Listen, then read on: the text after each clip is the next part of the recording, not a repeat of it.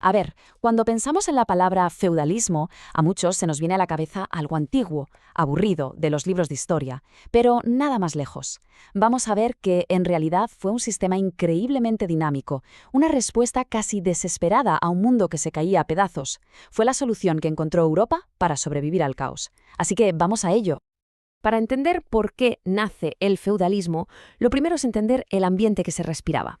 Y ese ambiente era de miedo, puro y duro.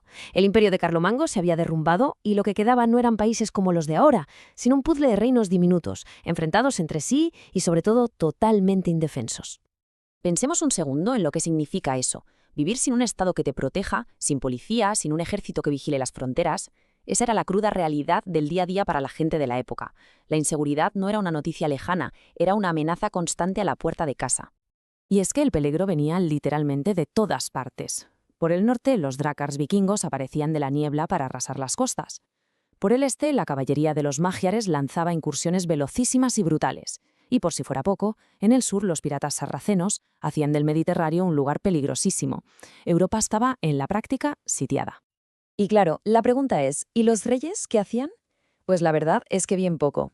Un rey podía llevar una corona y sentarse en un trono, pero su poder real era mínimo. Eran reyes, sí, pero casi solo de nombre porque no tenían capacidad para defender a su pueblo. Esta debilidad no era casualidad. Tenía motivos muy claros. Para empezar, las fronteras cambiaban cada 2 por 3. No tenían un ejército profesional y permanente. Para ir a la guerra dependían de que los nobles les prestaran sus propios soldados. Tampoco había un sistema de impuestos fijo para recaudar dinero. Es que ni siquiera tenían una capital. La corte iba de un lado para otro. Eran, en definitiva, figuras sin poder efectivo. Y justo de ese vacío, de esa impotencia del rey, nace la solución. No fue un plan diseñado en un despacho, para nada.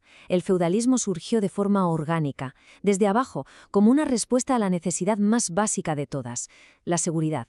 Fue un pacto gigante para sobrevivir. Y aquí está la clave de todo. El feudalismo no se basa en leyes o estados, sino en relaciones personales. Es una red de pactos, de acuerdos de lealtad. La idea es sencilla. Yo te doy protección, tú me das algo a cambio. O yo te doy tierras y tú luchas para mí. Un intercambio constante de favores y obligaciones. El primer gran pacto se daba arriba, en la élite.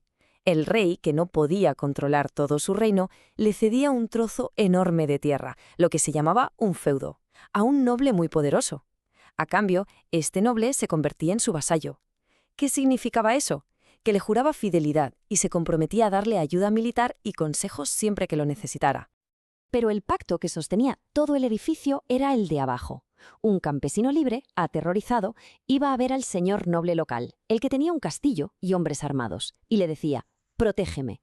A cambio, ese campesino renunciaba a su libertad y se convertía en un siervo, atado para siempre a la tierra del señor. Era el precio a pagar por la seguridad. Y ojo, que estos pactos no eran un simple acuerdo verbal, se sellaban en una ceremonia muy solemne, el homenaje. El vasallo se arrodillaba ante su señor, ponía sus manos entre las de él y le juraba fidelidad. Era un vínculo personal potentísimo, casi sagrado, que definía quién era quién en esa sociedad. Vale, ya tenemos los pactos, pero ¿cómo se vivía en el día a día? Pues el centro de la vida no era la capital del reino ni una gran ciudad. El verdadero corazón del mundo feudal era una unidad mucho más pequeña, el feudo. Hay que imaginarse cada feudo como una especie de microuniverso autosuficiente. Prácticamente todo lo que se necesitaba para vivir se producía allí mismo. La comida, la ropa, las herramientas. El comercio era muy limitado y peligroso, así que la única forma de sobrevivir era apañárselas con lo que uno tenía a mano. Un feudo típico estaba muy bien organizado. En lo alto, dominando todo, el castillo, que era la casa del señor y el refugio de todos en caso de ataque. Alrededor, las mejores tierras, la reserva señorial, que los siervos trabajaban para el señor. Luego estaban los mansos, parcelas más pequeñas que se les dejaba a las familias campesinas para que pudieran malvivir. Y claro, la aldea, con sus casas, la iglesia, el molino, todo giraba en torno al castillo.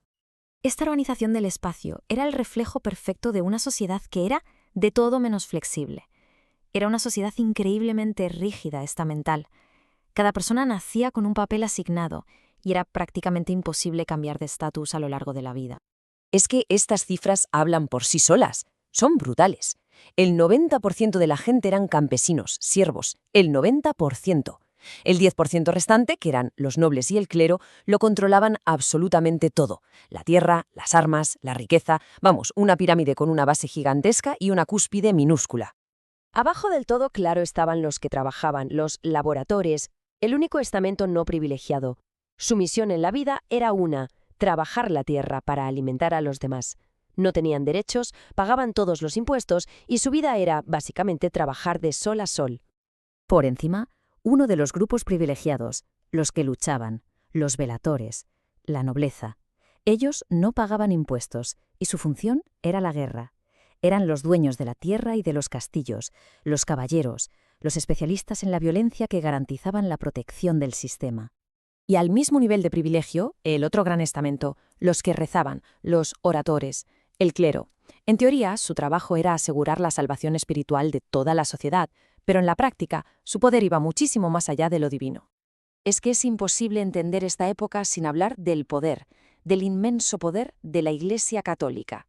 No era solo una religión, era una superpotencia política, económica y cultural que daba cohesión a toda esa Europa fragmentada. Mirad este dato, que es una auténtica locura. Se calcula que la Iglesia llegó a poseer 1/3 de toda la tierra cultivable de Europa. 1/3. Los obispos y los grandes abades no eran solo curas, eran señores feudales en toda regla, con sus propias tierras, siervos y hasta ejércitos. Y además de la tierra, tenían armas mucho más efectivas que cualquier espada. La autoridad del Papa estaba por encima de la de los reyes. El arma de la excomunión era terrible, significaba la muerte social y la condena eterna. El diezmo, un impuesto del 10% de la cosecha, les garantizaba una riqueza constante. Y sobre todo, tenían el monopolio de la cultura, la educación y, lo más importante, el de la salvación del alma. Esta fe tan profunda lo empapaba absolutamente todo. Se veía en el arte, con la construcción de esas iglesias y monasterios románicos tan imponentes. Se veía en la guerra, con las cruzadas, esas expediciones militares para conquistar Tierra Santa. Y se veía en la vida cotidiana, con miles de personas recorriendo a pie Europa en peregrinaciones larguísimas a Santiago, a Roma o a Jerusalén. Fijaos si esta mentalidad jerárquica era potente, que hasta se reflejaba en el arte.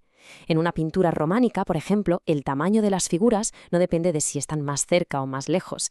La figura más importante, Cristo, la Virgen, un rey, se pinta siempre más grande que las demás. El tamaño no indica perspectiva, indica importancia. Es que es la metáfora perfecta de cómo veían el mundo.